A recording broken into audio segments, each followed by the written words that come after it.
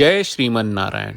ए पर जे टिप्पणी हम करे जा रहल बा रामानुजदास श्रीमान गट्टू वेणुगोपाल स्वामी जी के द्वारा दिहल गयल बा। अध्याय 10 विभूत योग श्लोक 1। भूय एव महाबाहो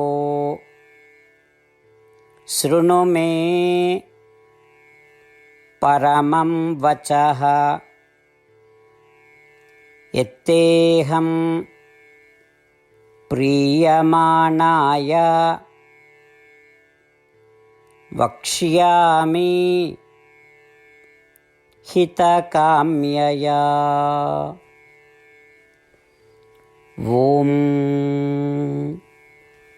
गीताचार्य श्री कृष्ण परमात्मा अर्जुन समेत हमनी सबके विभूति योग सिखा रहल बानी। परमात्मा कह रहल बाड़न, अर्जुन हमरा वर्चस्व, हमरा महिमा और हमरा महानता के बात सुन के रौरा आनंदित हुई जाला। यही से रौरा कल्याण के कामना करत हम फिर से आपन महिमा के बारे में विस्तार से बता रहल बानी, जौना कितना महान बा, ध्यान से सुन ली। यही तरह श्री कृष्ण परमात्मा कह रहल बानी कि चूंकि हमनी सब वहाँ के महिमा के ध्यान से सुन रहल बानी और ओकर आनंद ले रहल बानी, ऐसे ऊ हमनी के आपन महिमा के बारे में औरी विस्तार से सिखावे के तैयारी कर रहल बानी।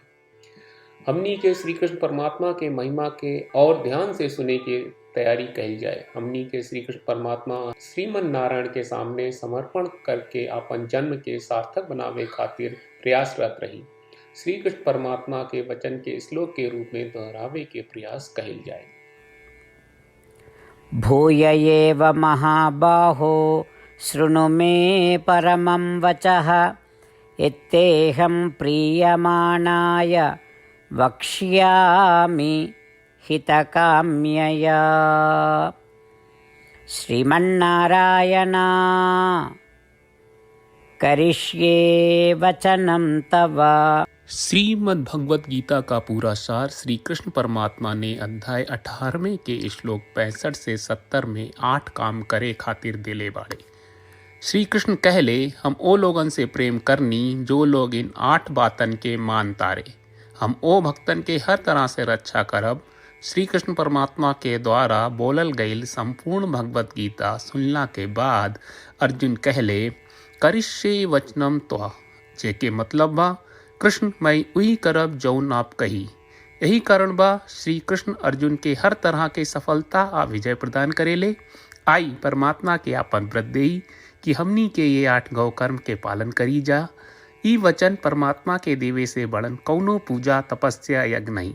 हम 8 प्रण कहब जौन हमनी के करे के चाहिए। आप सब कृपया इन्हन के आपन दिमाग और दिल में सोची। श्री कृष्ण के आपन वचन देवे के ई तरीका में हमनी सबकी कल्पना करे के चाहिए कि श्री कृष्ण का चेहरा खुशी से चमकत बा और खुशी के एहसास करत बा। जय श्रीमन नारायण। यहाँ हमनी के 8 वादा बा। हमनी के पहला वादा, हे श्रीमन नारायण, आपका निर्देश के मुताबिक हम हमेशा तोहार ध्यान करब और तोहार बारे में सोचब। हमनी के दूसर वादा, हे श्रीमन नारायण, आपका सलाह का अनुसार हम हमेशा आपका भक्त रहब।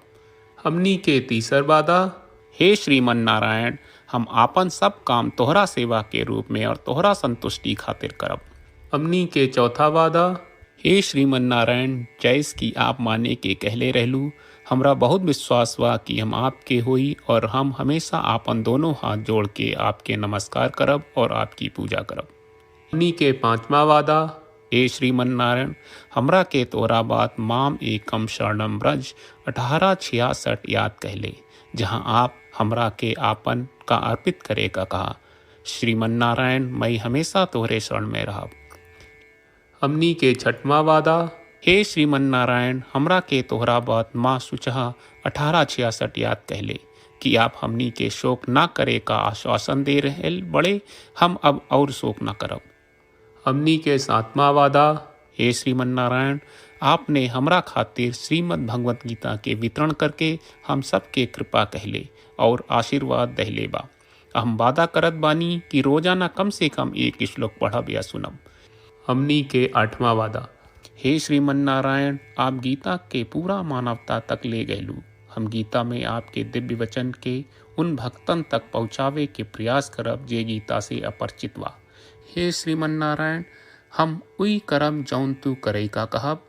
हम ऐसन व्यवहार करब जैसन आप चाहत बानी और हम खाली आपका खातिर काम करब। श्रीमन नारायण के रोज आपन वचन देहल कि हम ओइस करब जैस आप कहत बानी, ई अपने आप में बड़न पूजा बा। श्रीमन नारायण करशे वचनम त्वा। श्रीमन नारायण, हम तोरे निर्देश के मुताबिक काम करब। सर्वम श्री कृष्ण अर्पणम अस्तु। जय श्रीमन नारायण। भूय एव महाबाहो शृणु मे परमं वचः। यत्तेऽहं प्रीयमाणाय वक्ष्यामि हितकाम्यया। ॐ भूय एव महाबाहो शृणु मे परमं वचः। यत्तेऽहं प्रीयमाणाय वक्ष्यामि हितकाम्यया। श्रीमन्नारायण करिष्ये वचनं तव।